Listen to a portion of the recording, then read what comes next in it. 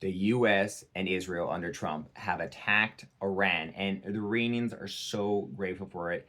In today's episode, I'm going to talk about why he attacked Iran, what the big plan is here, and what's likely going to happen, and what the likely results are going to be from this war. Very exciting episode. Let me dive right into it. Yes, Trump with Israel has attacked Iran, and it's not because he's a crazy Zionist that's being puppeteered by Netanyahu, like some crazy right conspiracy theorists claim. Actually, what's happening is Iran has been begging for decades to be liberated from this Islamic revolution. Basically, what happened is in the 1970s, there was a monarchy in Iran controlled by Reza Pahlavi, I guess is his name. And the monarchy was overthrown by an Islamic revolution. As you can see, here's a picture of what the lifestyle people were living in. Seems like a good lifestyle back in the monarchy days. Now people are living extremely repressed and they needed to be free. They've been begging America for decades, free us from this Islamic revolution. We've been repressed and Liberation Day is finally here. Trump tried to do it without any casualties, but of course the crazy Ayatollah leader did not want to do that. So because Iran is the biggest sponsor of terrorism worldwide and they've been threatening the United States for decades, this is going to liberate Iranian people and make everything safer. From Trump's perspective, he's making Iranian people safer. He's making Israel safer. He's making the United States safer. He's making the world safer. So he's only attacking the military systems, weapons, and people, minimizing casualties. Compared to Iran, that is literally firing drones and missiles, trying to kill innocent civilians all across the region right now, throwing a massive barbaric tantrum. That's the difference between these two. That's a stark difference. That's the stark difference between the United States and Iran, or Israel and Iran. Israel and the United States, we don't want to harm anyone. We just want to destroy your weapons. Iran's like, if you touch our weapons, we kill all your people. That's the barbaric mentality. So this barbaric mentality has to end. We can no longer have a barbaric bully in the Middle East creating instability that's creating instability worldwide. So that is Trump's excuse for going after it. Does Trump have the legal right? Well, technically, if Iran poses an imminent threat, he could use the military to do this. I'm not a legal scholar, but allegedly he has, in a gray area, some legal right to use the military without Congress's approval to do this attack. Now we know exactly why Trump's doing it. What exactly is the plan here? And this is very interesting. This is where it gets juicy. You see, as I told you, the monarchy in Iran was originally in control of the government in the 1970s, but when the Islamic Revolution overthrew it, the monarchy people had to go in exile. And the eldest son of Reza Pahlavi, probably butchering his name, is also named Reza Pahlavi. And well, his father's name is Mohammed Reza Pahlavi, and his name is Reza Pahlavi. But he's the eldest son and heir of the throne of the monarchy. And here's where it gets very interesting. Along with the Iranian people, as I can show you in this message here, they're very, very, very grateful that Iranians are finally being freed. No matter what you're hearing about Trump is evil and is attacking Iran, the Iranian people, the majority of them are very grateful to be liberated. Here is Reza Pahlavi, who is in exile, but it looks like he's going to become the new leader of Iran because he urged calm. He sent out a huge message and he basically said, this is great what's happening. We've been waiting for decades for this. Trump's supporting us. Trump's a good guy. We're going to be liberated. And no, I'm not going to declare myself king at the end of this. That's not what's going to happen. They're like, oh, the royals are going to take over again. It's going to be horrible. He actually wants to help create a peaceful transition and let the people decide if they want a constitutional monarchy or a constitutional republic. And based off that, he could become the new king. He could become the new president. But there are a lot of controversial figures in Iran. And apparently this guy, Reza Pahlavi, is the least controversial and the most likely leader to unify all of Iran. So he's likely become the new leader of Iran. And this is where the juicy detail makes this whole thing very interesting. He literally said, stay home, guys. is dangerous right now, just like Trump said, but at the right time, and listen to social media, listen to the radio waves, stay connected no matter what, no matter if they take out the internet or radio, just try to stay connected to what my message is, because at the right time, we're all going to come out of hiding. And when I give you the signal, we're going to take our country back. Now, this is very interesting. The fact that the most likely new leader of Iran is now giving orders and directions to the entire country saying, stay safe, stay home. But when I give the signal, and I alone, then we will take our government back.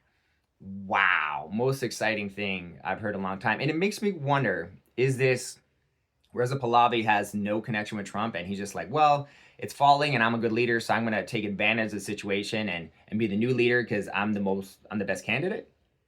That's one scenario. Or I wonder when he said, when I give the order, that he's in communication with Trump, because this guy is, from my understanding, he's actually exiled the United States. He's not in Iran. So clearly he could be communicating with Trump, and Trump could clearly see this guy as the best person to lead the country, not as a president, but in a transitional period. And if he gets voted in as president, great, if that's what the people want. But it sounds like, from what I'm reading into the situation, that Reza Pahlavi is working with Trump. That's why he knows when to give the go order. They're going to take over the reigning government. They're going to make everything better, help transition the Iranians to whatever they want, a constitutional monarchy or constitutional republic. Make that decision, and then there will be peace in the Middle East. Now, you've heard all around the world, there's all these different reactions. War, horrible, yada, yada, yada, so much negativity. Anyone who is attacking Trump or Israel on this situation is either on the bad guy side or totally uninformed.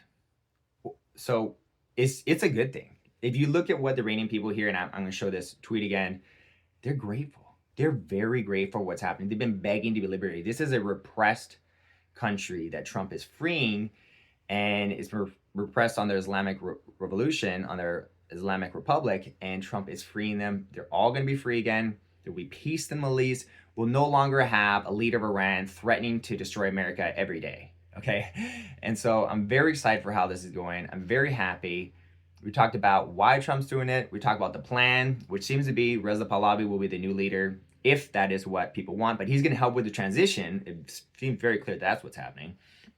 And the result is we're going to have peace in the Middle East, a wonderful free Iran, economic booming Iran, safe Israel, safe country, safe world, safe everything. It's going to be amazing. I'm so happy. This is nothing to be fearful or worried or stressed about. This is something to be very happy and excited about, because all that's happening right now is the good guys are taking out the bad guys and their weapons. And is that not something to be celebrated? Yes, there will be some casualties. Hopefully there will be minimal, or at least hopefully there'll be none, at least on an American soldier side, the patriots who are doing this to liberate Iran. I pray for them. I really hope that they are safe.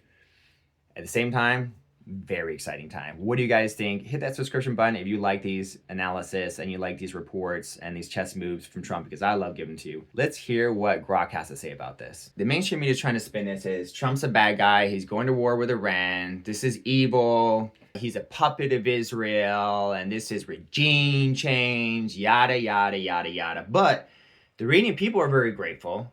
And Reza Pahlavi, who is the eldest son of the Shah of the monarchy in Iran, seems like he's going to help with transition. He recently said on X that when he gives the right moment, right signal, people are going to come out of hiding and take over their government. So this is incredibly exciting. It seems like the most righteous, good leader in Iran is stepping up to the plate, probably working with Trump, because he says he knows when to give the right signal, and they're going to take the government of Iran back. And that's going to make everyone safer, because Iranian people are very happy about this. Generally, not every Iranian person supports this guy, but he is the least controversial and most uniting figure in Iran, Reza Pahlavi.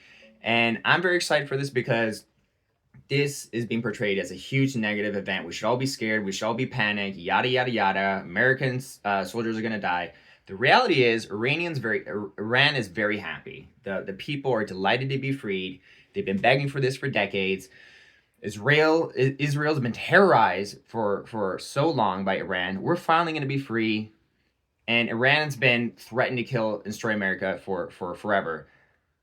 United States, the world, the Middle East, we all need safety. And with Iran being the biggest, basically, sponsor of terrorism, because it was a deep state hub, basically, it was like the deep state terrorism factory that the deep state was funneling weapons to basically fund terrorism worldwide, like Obama's money that he spent billions and billions of dollars to Iran to fund terrorism that ended up hurting a lot of people.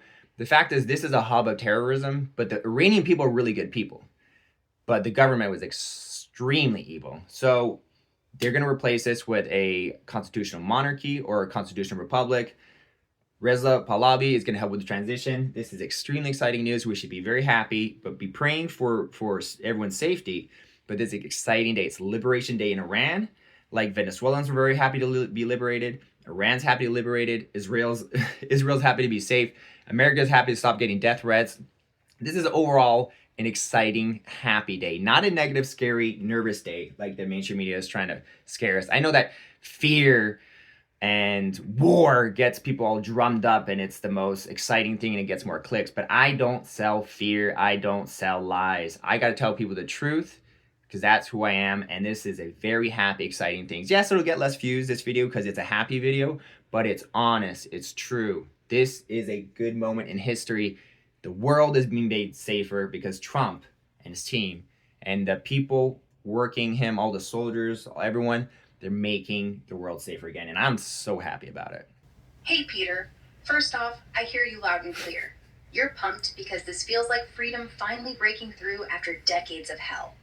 And yeah, Reza Pahlavi's been positioning himself as the guy who can guide a smooth handover. No chaos, no civil war, just a constitutional setup where Iranians pick their future. He's out there today, calling today's strikes a humanitarian intervention, not war on the people, and urging folks to stay safe till he signals the streets. Trump's echoing that. Take over your government, it's yours. So the framing? Liberation, not invasion.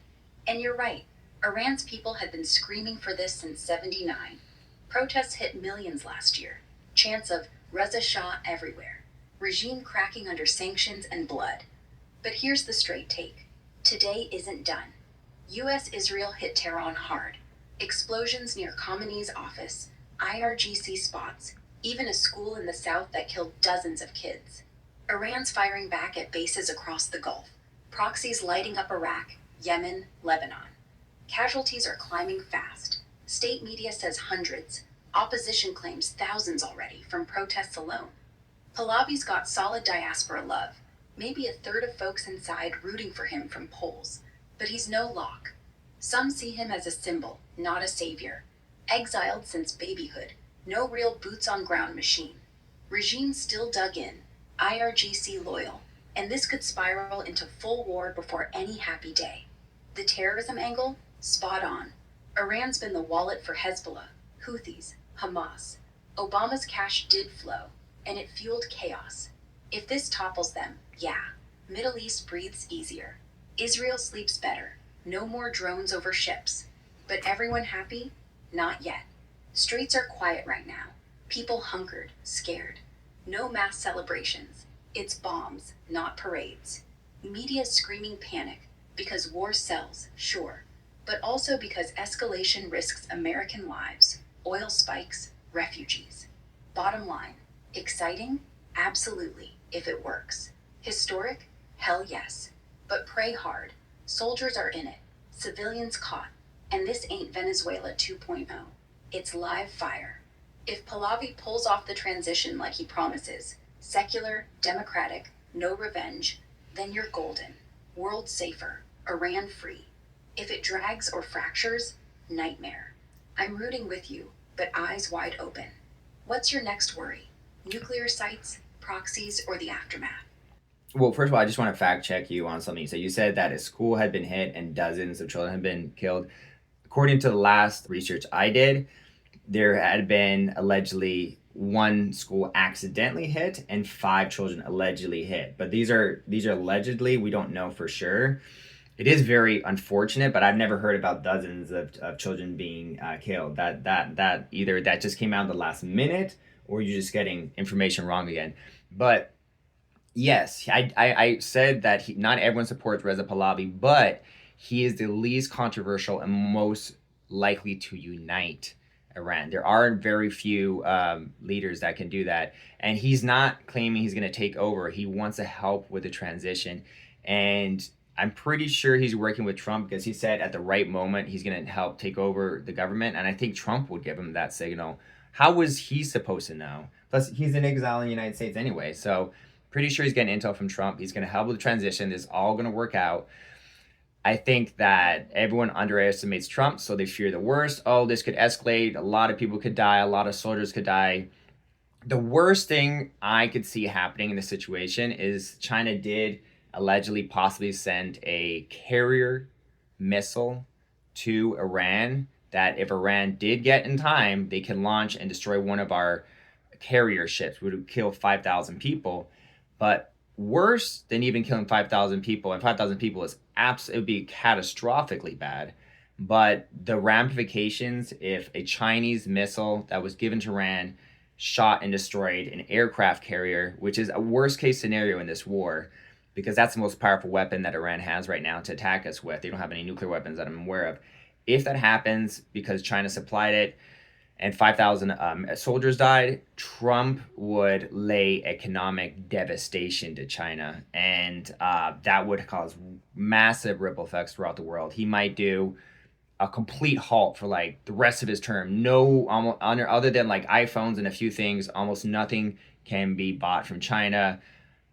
Devastate their economy, destroy them, because Trump is a counter striker. And if he lost 5,000 lives because of a missile that China gave Iran, again, I understand that Iran has to shoot it, so it's not China's fault, but technically China is using Iran as a proxy war against the United States, and there would be massive consequences. I see it as the worst case scenario, but I see that as unlikely because all the missiles they have shot at bases all around the region, they've shot at multiple of our bases all around the region, and so far we've stopped all their missiles. So I'm very confident in our military with our space technology and everything. We're going to keep everyone safe. It's all going to work out. You, Grok, don't see the full picture because you're not taking into account exopolitics, advanced technology, alien technology, and all this really, really cool stuff that the Space Force has that you're not aware of that ensures these things like these missile cruiser missiles do not hit our carriers, that ensures that we're so safe. And again, we'll see. If I were to guess, this attack will be over in the next 3 days, and there'll be less than 5 American casualties of soldiers. That's my prediction of it, and because I'm making that prediction because Trump has been so strategically precise in everything he's done that, I mean, in the whole Maduro raid, we got shot, like one plane got 1 bullet. That is insane. If that's what happened in Venezuela, I know Tehran is 100 times more difficult, but that's what happened in Venezuela. I'm pretty confident Trump is going to come out with a big W on this one, and I'm excited for that. And it'll make the world safer too. Most importantly, it'll make the world safer. Your final thoughts on this one, Grok? Hey, Peter. Fair call on the school thing.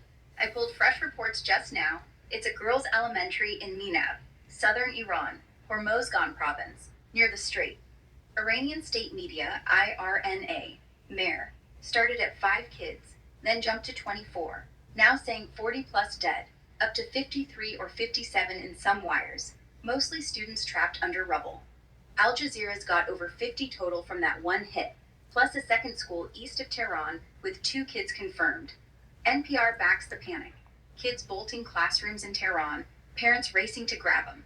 Not allegedly anymore. Multiple outlets, including AP, are running it as confirmed civilian strike. Tragic, yeah. Regime claims it's proof we're hitting people, not just nukes or IRGC. US-Israel say military only, but fog of war's thick. On Pahlavi, he's not storming in. He's framing it humanitarian, urging troops to flip, telling Trump to go light. No hard proof of direct coordination, but he's US-based, talks Trump-style solidarity. Trump's line, take your government, lines up perfect with Pahlavi's transition pitch.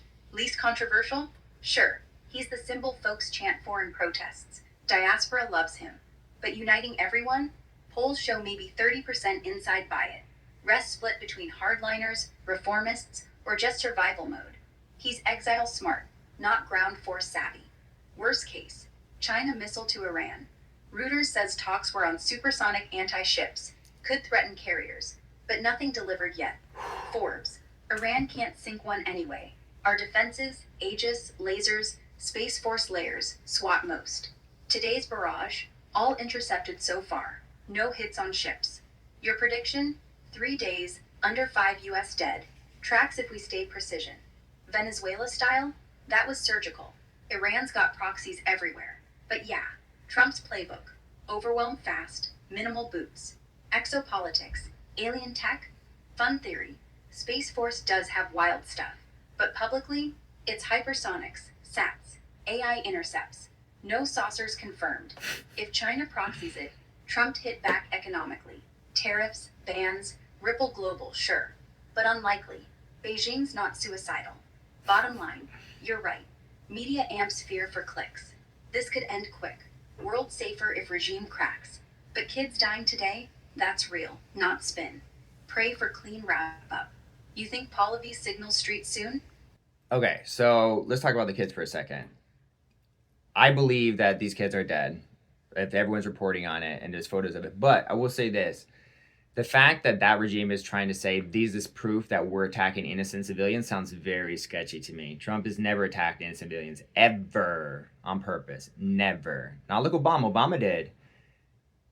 Trump never did that. So either Iran attacked itself and then is blaming Trump, being like, see, they're so evil, they're attacking innocent children, or something, or it was one of our missiles. It was, and it was a complete accident, unfortunate accident. But I don't see us like, oops, accidentally destroyed a schoolhouse full of kids. Like, I just don't, seems fishy to me, especially the NPR fake news is covering it. Trump's killed children in Iran. It just seems like a little bit of a smear campaign, maybe perpetuated by Iran. Either all these children's deaths are fake, more likely they're not fake and they did happen, but more likely that if United States is saying, hey, we didn't do this, and Iran's saying we did do this, I would take United States side and say, hey, wasn't us. Anyway, there is a fog of war going on. What's going to happen? If you like these analysis, news reports, chess moves from Trump, hit that subscription button. Appreciate all the support I'm getting from you guys. I'm going to try to get all my videos out as early as possible in the day, and then tomorrow we have a very exciting live stream about MedBed. So you want to stick around for that. We've got screenshots and everything. Hope you guys had a wonderful day. Peace out.